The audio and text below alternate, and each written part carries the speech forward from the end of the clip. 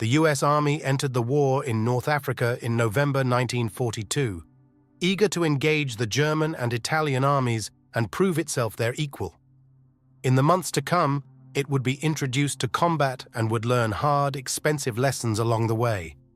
Many American soldiers would receive rude shocks about the true nature of modern combat, the inadequacies of some of their weapons and equipment, and the raw inexperience of not only themselves but their leaders as well. It was a tough period for the army, but it was also a tempering one, a forge that would begin to shape and harden men into the weapons they needed to be to carry the fight from Tunisia to Germany itself. Lieutenant Colonel John Waters and the 1/1.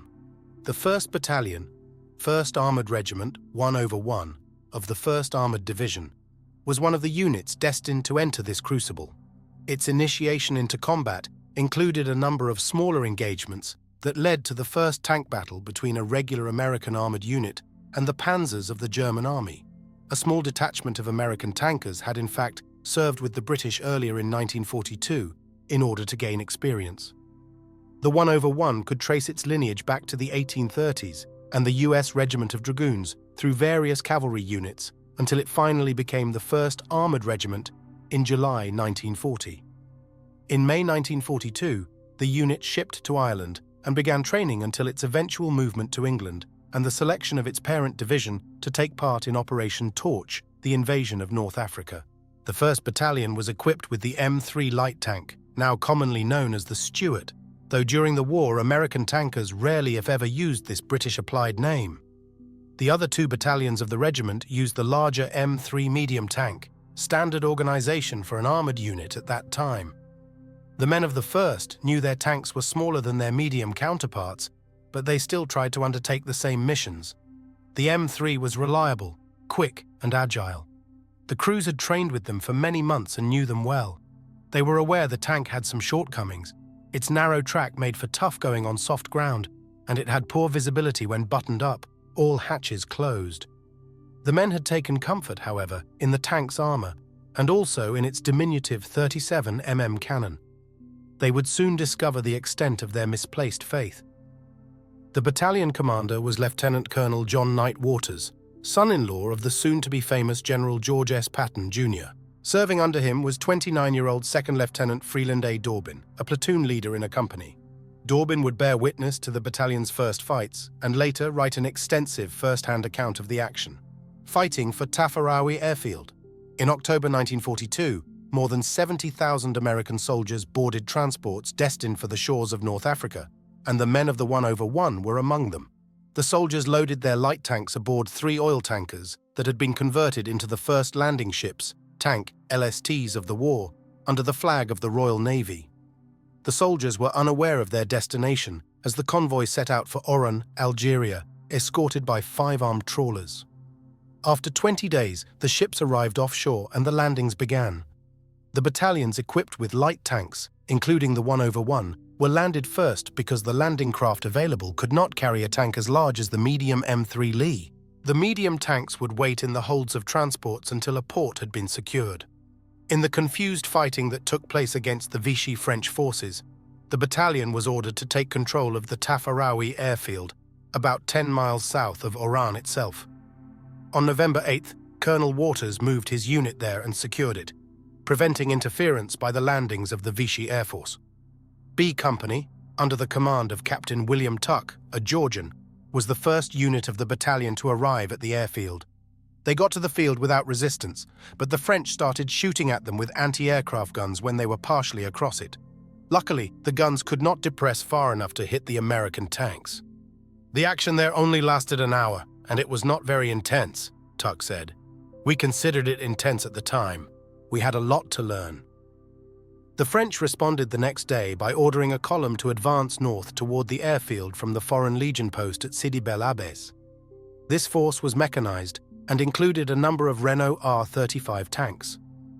Aerial reconnaissance spotted the column as it wound its way north, continuing despite attacks from Allied aircraft.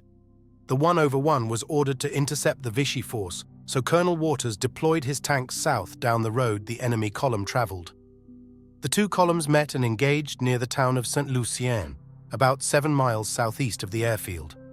Tuck's B Company, again in the lead, was deployed with 2 platoons in front, and the third about 500 yards behind, supported by some T-30 half-tracks, carrying 75 pack howitzers. The French force had time to take up defensive positions atop a small hill.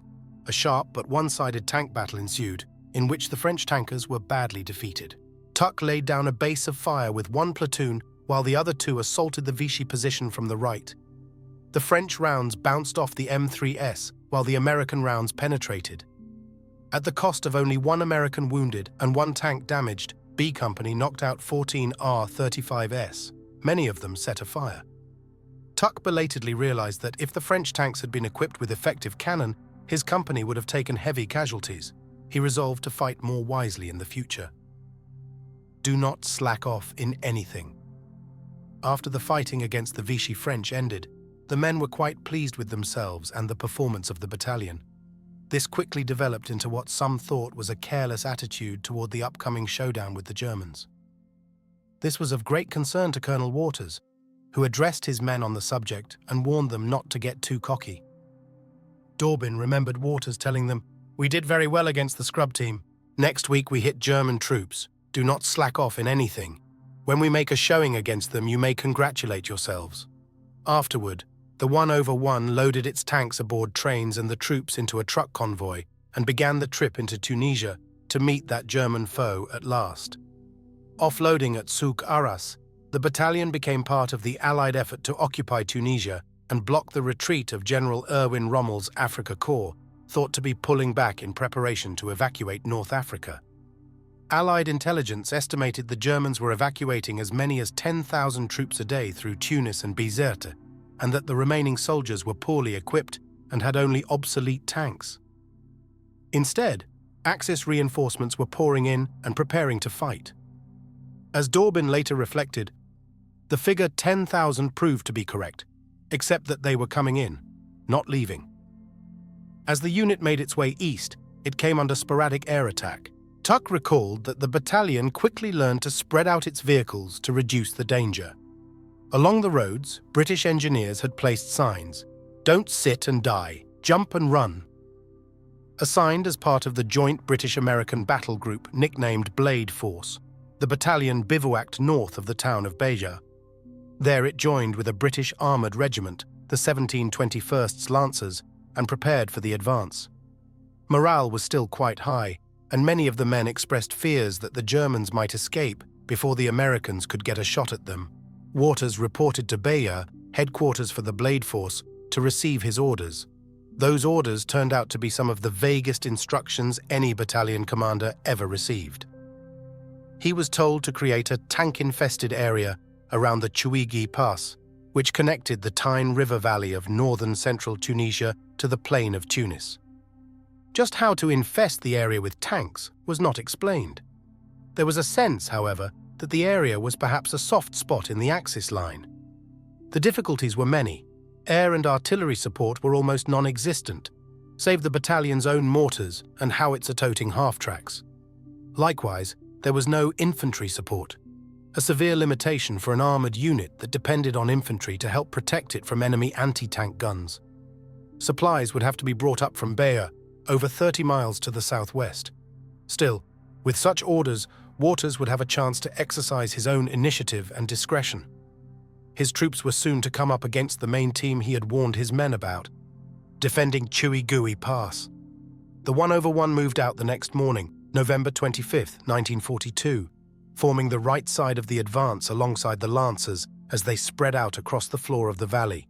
German aircraft flew overhead, but, intent on their assigned targets, ignored the armoured force below them. The area was full of rugged hills that were cut by the narrow, 3-mile-long Chouigi Pass, quickly renamed by the troops as Chouigi Pass. It was a key feature of the area that Waters realized would have to be held in order for the battalion to accomplish its task. A hard-surfaced road wound its way west from the town of Chouigi through the pass, before turning north to the town of Matur.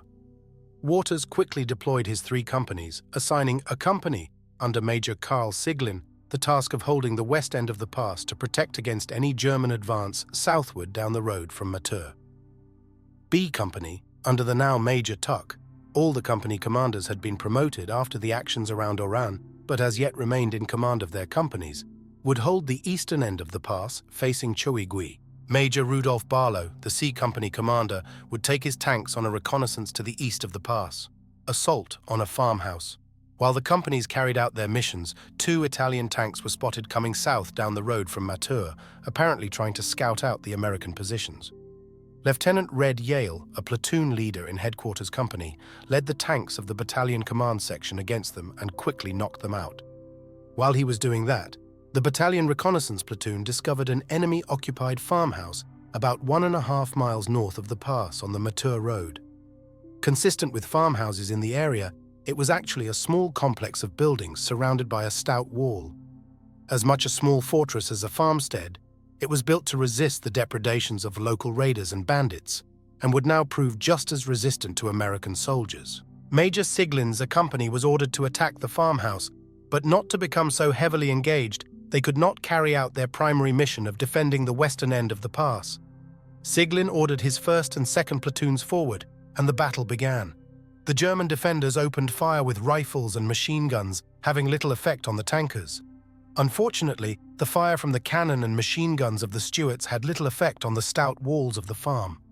The tanks then came under fire from several anti-tank guns concealed in a cactus hedge near the complex's front gate.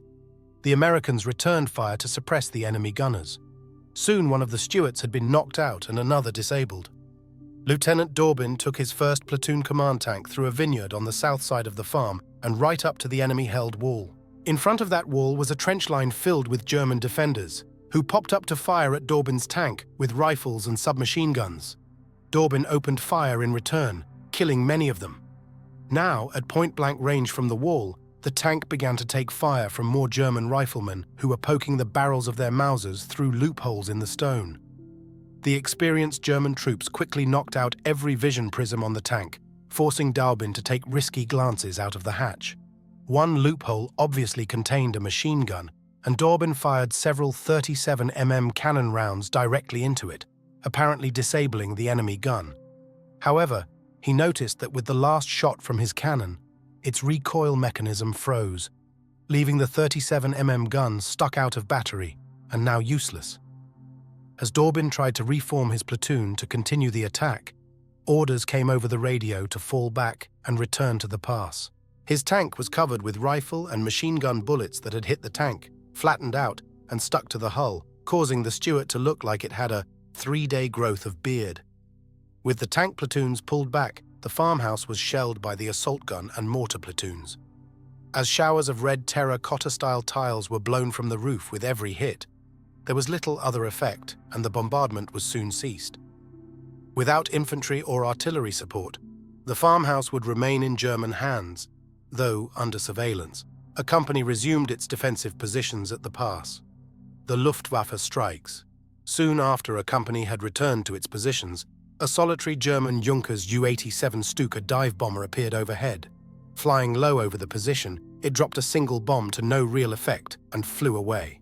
Soon after, however, a squadron of enemy planes, a mix of Ju-87S, Ju-88 bombers, and Messerschmitt Me-109 fighters came overhead and attacked the company.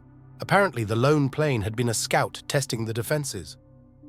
Dorbin noted with pride that every one of the .30 caliber anti-aircraft machine guns in his platoon was quickly manned to repel the German attack. His pride succumbed to dismay when every one of the guns immediately jammed. The boxes holding the belts of .30 caliber ammunition were slightly wider than the length of the rounds. The bouncing and vibrations of the tank during normal movement had caused some of the rounds to work loose from the belts, causing jams. Dorbin's gunner got off about 10 rounds between 3 jams as a Stuka dived toward them on a strafing run. Nearby, the company first sergeant, Henry Sorowski, climbed atop the command half-track and manned its .50 caliber machine gun, firing bursts at the planes when they swooped down on an attack run. The men in the company maintenance section clustered around their own half-track, firing away with their 1903 Springfield rifles. The air attacks went on for several hours as the enemy planes returned after rearming.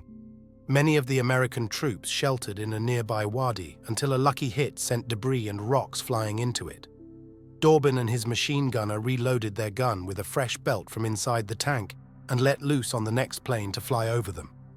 Leading their target, they watched as their tracer rounds seemed to impact the nose of the enemy plane, but it flew off, seemingly unaffected. Unfortunately, the effort seemed to draw the attention of the next plane, and Mi-109 that strafed them as they stood exposed atop their M3. Both of them jumped off the tank and took cover with the rest of the platoon. An errant bomb struck a nearby hillside, landing in the middle of a herd of goats, wounding or killing almost all of them. Their piteous cries were heard by the entire company until one soldier could take no more and went up the slope with his rifle, putting the poor creatures out of their misery. A Stuka pilot flew slowly and defiantly overhead, shaking his fist at the Americans as his machine gunner in the rear cockpit fired, saving Smith. Soon after, the raid was over. The troops moved around, checking for casualties and damage to their precious vehicles and equipment. A company had been relatively lucky, no tanks knocked out, a few light wounds, and only one man dead. While checking, however, they found that a man from the 3rd platoon was missing, a soldier named Smith who had a brother in the company. Smith had been a crew member of the Stuart tank knocked out earlier at the farmhouse. Because his wounds made him unable to move to safety during the battle, he had threatened to shoot himself if his fellow soldiers had risked themselves to move him. His tank commander, a sergeant named Smarts, had grudgingly agreed to leave him, though the platoon had returned later in their tanks to look for him. As nightfall descended, the search had been called off for fear of crushing the man under the treads of the searching tanks. Major Siglin, however, refused to give up on the soldier. He asked for a volunteer who knew Smith's rough location to go with him to get the man. Immediately, Sergeant Smarts stepped up, and the two set out in the Major's jeep. The rest of the company watched as Siglin and Smarts risked their lives to save the wounded Smith. It was not yet completely dark, and a number of nearby haystacks had been set ablaze by the day's fighting, giving the Germans good visibility of the rescue attempt. Quickly, 3 of their machine guns opened fire on Siglin's jeep, white tracers flashing about it. The odds seemed heavily against the 2 men. Then bursts of pink tracers began racing back toward the Germans. Sergeant Smarts was firing back with the jeep's .30 caliber. This tiny but ferocious battle went on for a few minutes. The jeep came limping and sputtering back to the American positions, steam escaping from its punctured radiator, 3 tires flat and flapping. Siglin and Smarts had found Smith and brought him back, and not one of them had been hit in the attempt. It was an inspiring and heroic act on the part of the 2 men. Taking the bridge at Taburba. While a company was fighting its battle at the farmhouse and enduring air attacks, C Company was conducting its reconnaissance east of the Chuigi Pass. Its orders included checking the condition of 2 bridges in the towns of Taburba and Jadida. Both bridges crossed the Majerda River and provided routes to the east and Tunis. In accordance with the mission of infesting the area, Major Rudolph Barlow, the company commander, was authorized to engage any enemy formations encountered if practical. These orders were to prove fortuitous and would lead to a number of successful engagements. The first occurred as the company moved through the pass. Halfway to the eastern end, a small German scout detachment of several cars was encountered. This group was quickly destroyed, and the company continued eastward. The town of Chuigi lay at the eastern end of the pass, and the American tankers moved right in, gaining complete surprise over a company-sized element of German reconnaissance troops in more cars and motorcycles. Caught unaware, these troops were quickly cut down by the cannon and machine guns of the American M3 tanks. Bodies and wrecked vehicles soon littered the town. With 2 successful engagements under the unit's belt, Major Barlow then pointed his company south toward Taburba. Moving at full speed, they made for the bridge. A small detachment of Germans guarded it, and within minutes they succumbed to the superior fire of the American tanks. Barlow's remaining objective, the bridge at Jadida, was 5 miles to the east. He reasoned that by now the Germans in the area must be alerted to his presence. He moved his company off the road and into adjacent olive groves, providing some concealment. After just 2 miles, the groves thinned out, but Barlow continued, his advance guard led by a Lieutenant Hooker. Barlow's hard-charging M3S Hooker's platoon moved ahead of the rest, stopping on a ridge to survey what lay beyond. What the Americans saw both astounded and excited them. A German airfield lay spread out before them, dozens of planes parked and vulnerable. Ironically, this was the same mixed force of fighters and bombers that had attacked a company earlier in the day. Hooker reported his find to Barlow, who took the initiative and quickly brought his company online to attack the airfield. The major placed his tank at the center of the line, with Hooker's platoon on his left and another commanded by Lieutenant Bud Haynes on the right. Lieutenant Daniel Webster's platoon formed a second line and followed the first in. Their hasty plan completed, the company roared off the ridge and attacked the airfield. C Company's charge was reminiscent of a horse cavalry charge from a history book or a western, and the result was utter chaos for the Luftwaffe troops below.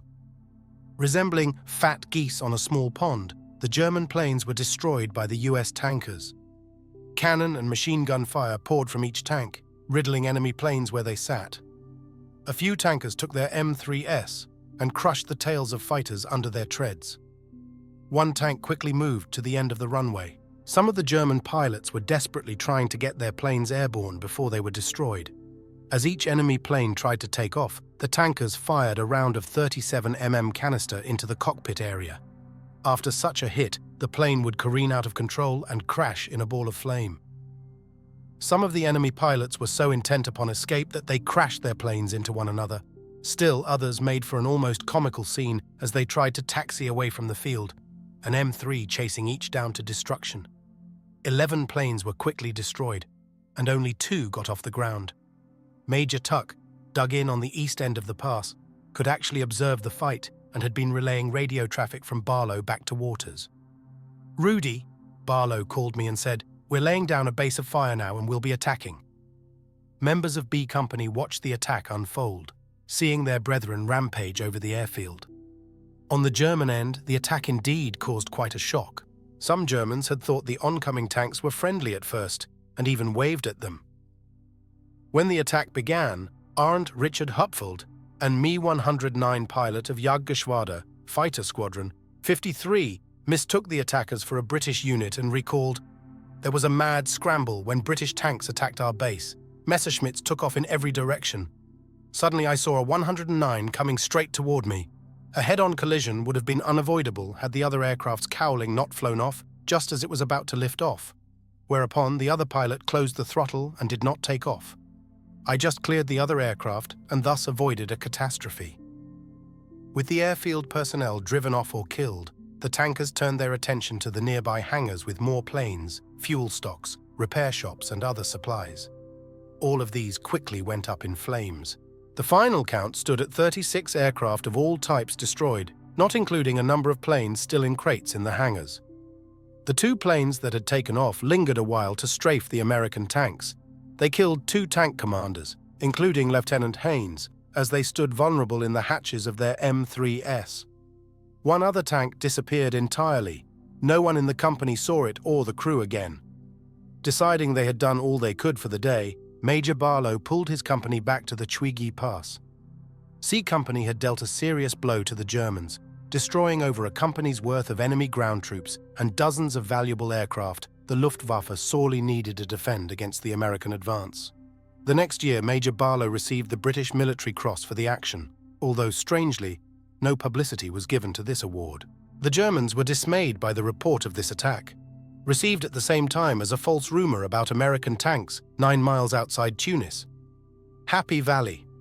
With darkness overtaking the area, Waters situated his battalion for the night.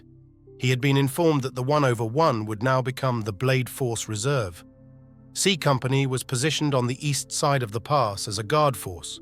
A company was situated high on a hill, 3/4 of a mile south of the western end of the pass, while B Company was placed slightly north of the same entrance. At dawn, Major Tuck placed his company on the reverse slope of a ridge that paralleled the roadway. Carefully, he positioned every tank hull down so that only the turrets stood above the crest of the ridge, enabling them to sweep the road with cannon fire.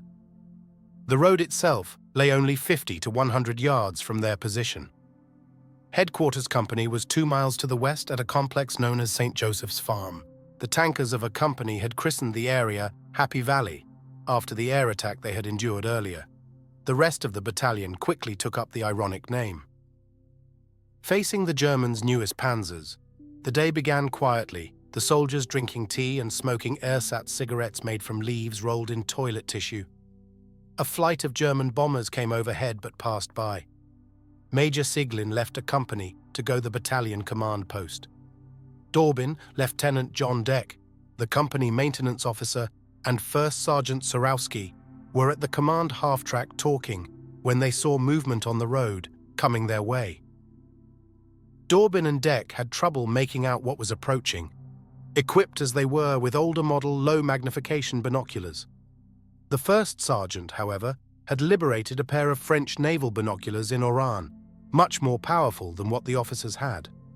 What he saw through them excited him, and he passed them to Dorbin.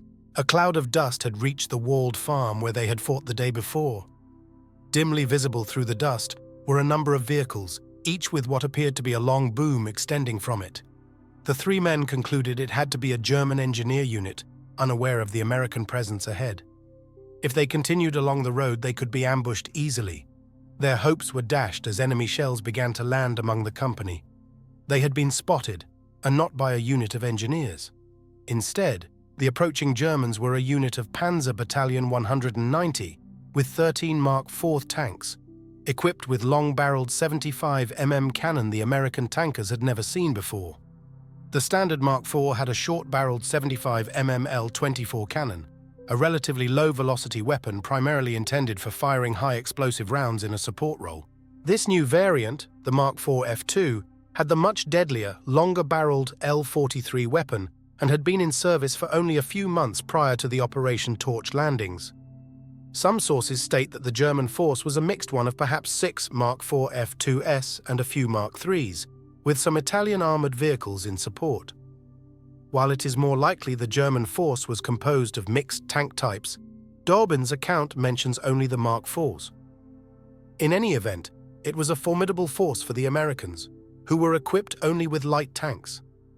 Delaying the enemy, Colonel Waters saw the enemy column from his position at the farm, calling it a beautiful column, preceded by some pathetic Italian reconnaissance vehicles. Major Siglin saw the enemy movement as well and quickly commandeered a jeep to get back to the company. Meanwhile, Lieutenant Deck ordered the company to ready for action. The tankers of a company started their engines, quickly took down camouflage netting, and removed excess gear from their tanks. Now ready to go into action, they sat awaiting their commander's return. As they waited, the company had an excellent vantage point for watching an attack on the enemy formation by the battalion's assault gun platoon. Led by Lieutenant Ray Wacker, this platoon was composed of 3 75mm pack howitzers mounted in half-tracks. As the men of a company looked on, the three vehicles moved across the valley floor in a wedge formation toward the oncoming panzers. At just under 1,000 yards from the enemy formation, the half-tracks broke out of a small olive grove and set up to fire. Each howitzer's section chief ran out and set up stakes to aim the weapons. Within moments, the center gun was firing ranging shots at the lead German tank. Just as quickly, the range was found, and all three cannon opened fire, each firing 10 rounds as fast as it could. The gun crews had no armor-piercing or anti-tank ammunition. Nevertheless, they threw high-explosive shells at the closing panzers. The initial 30 rounds all fell close to the first tank, with several direct hits. The tank slowed to a halt, and the American gunners shifted to the second tank, then the third. The explosions created bursts of smoke and kicked up great clouds of dust. After a few moments, the 3 lead German tanks moved out of the dust and opened fire on the assault gun platoon. The explosive rounds had proven ineffective against the tank's armor. Luckily for the howitzer crews, the Germans were firing armor-piercing rounds that tore into the ground around the half-tracks. If they had fired explosive rounds, the blast and shrapnel would surely have caused loss among the Americans. Lieutenant Wacker quickly received orders from Waters to withdraw. The assault guns laid a barrage of smoke to cover their retreat, and they fell back without loss. Dorbin's duel. With the Mark IVs. The German armored column had not been stopped, but it had been delayed long enough for Major Siglin to return to his unit and plan his attack against the German right flank, while B Company across the road would fire on the German left flank from its hull-down positions. Siglin mounted his command tank, Iron Horse, and prepared to lead his company in the attack. Dorbin's first platoon now had only 3 tanks. None of them had working radio transmitters. He commanded the center tank so he could direct the other 2 tanks with hand and arm signals. His platoon sergeant, Bud Hall, and another sergeant named Schwarzkopf commanded the other tanks. They smiled encouragingly at their leader. Dorbin later wrote with a sense of pride, "I don't believe any lieutenant ever commanded a better combat platoon than this one." His platoon moved out on the right flank of the company. As they moved through the scattered olive trees, Dorbin spotted an Italian light tank a few hundred yards on the flank of the German column. He stopped his M3 long enough to put 2 rounds of armor-piercing ammunition into it. A third round, this time high explosive, set the enemy tank afire. Dorbin noticed, however, that several of his company's tanks were now burning as well. The German tanks had barely had time to move out of their column formation. So quickly had a company launched its attack. The long barrels of their cannon were pointed at the approaching M3S, and now they replied with their own deadly fire. Dorbin pulled his tank into a small wadi for partial cover from the German fire. He selected an enemy tank only 140 yards away as his target and opened fire. Armor-piercing 37mm rounds flew at the Mark IV as quickly as the crew could load and fire. The German crew located Dorbin's tank and turned its tank head-on, putting its thick frontal armor toward the attacker. Even though the little M3 was well within the Mark IV's range, the Nazi crew moved forward, closing the range. The M3's gun popped and snapped like an angry cap pistol. The loader jammed rounds into the breech, and Dorbin fired them, practically unable to miss at such close range. He watched as the tracers from his armor-piercing rounds flew into the hull of the German tank and then bounced away in a shower of sparks. The now desperate American crew fired 18 rounds at the German. None of them penetrated its hull or turret. At 50 yards, the German tank fired, but surprisingly, the round fell short, hitting the bank of the wadi and bouncing away. Dorbin later mused that the German gunner must have been addled or the gun not bore-sighted for such short ranges for the shot to have missed. The German tank now closed to 30 yards, mounting a small rise that robbed the M3 of what little cover it had. Dorbin ordered his driver to back out as fast as he could and to zigzag in order to throw off the German aim, but to keep the frontal armor facing the enemy. The driver calmly replied, "Yes, sir," and started to back the tank out of the wadi. Then the Germans fired again. This time, the round struck home, crashing through the front of the M3's hull. The driver was killed instantly. The bow gunner was stunned and blinded. Dorbin was blown out of the commander's hatch and thrown clear, alive but seriously wounded. The loader scrambled out of the tank as it erupted into flame, only to be cut down by machine gun fire as he tried to find some cover from the Panzer. The Germans turned their machine gun against Dorbin next. He scrambled into the wadi. His flaming tank eerily continued to back away as Dorbin watched, waiting for the enemy tank to come and finish him. The Germans were not going to get their chance, however. Turning to face the attack by A Company, the Germans had exposed the thinner rear armor of their tanks to the fire of B Company, sitting in their hull-down positions on the ridge. They pumped cannon fire into the enemy. One of Tuck's tankers reported a hit on one of the German tanks that quickly started a fire. Tuck asked where the gunner had aimed and was told to aim right behind the tank's drive sprocket. Other members of the company did so and began knocking out German tanks. Accounts vary, but between 4 and 9 of the 13 German tanks were knocked out. No matter the number, it was enough. The rest of the German armor fled back in the direction from which it had come. Tuck attributed the amazing precision of the B Company fire to the accuracy of the 37mm gun, weak though it was in penetrating power. Half the A Company tanks were destroyed in the engagement. B Company, springing its ambush, had escaped unscathed, evacuating the wounded. The 2 companies now combined their tanks and moved toward the enemy-held farm. German infantry had been spotted dismounting from trucks there.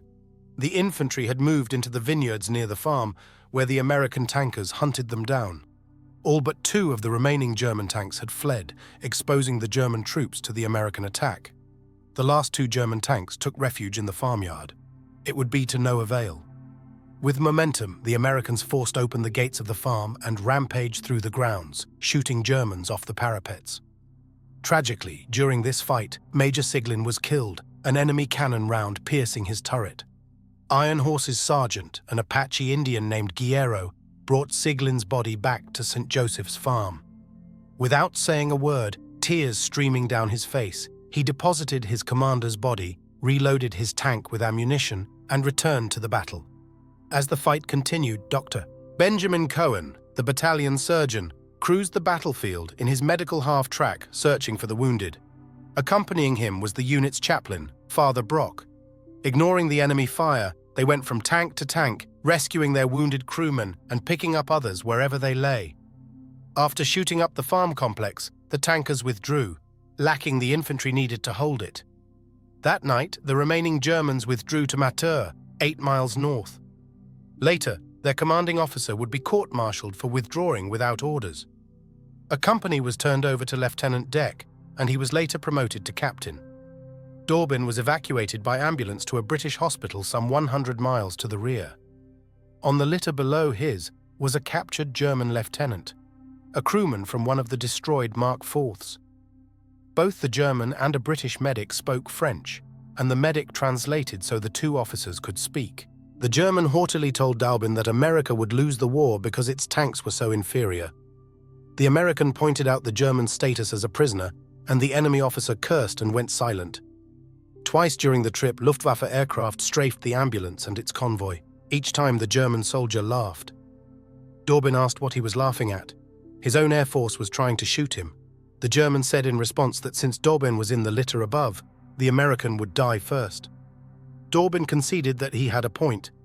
Later, he discovered why his unit's 37mm weapons had performed so poorly even at point-blank range. In the chaos of its first operation, his battalion had been issued training ammunition instead of the newer armor-piercing rounds, which were still sitting in the supply depots of Algiers. Tankers on the long road to victory. The first major combat between American and German tankers was over. Both sides had sustained losses, and the battle is perhaps best considered a draw. However, one should consider that the relatively inexperienced Americans had repulsed an assault by veteran German tankers in superior machines and still held the pass at the end of the day.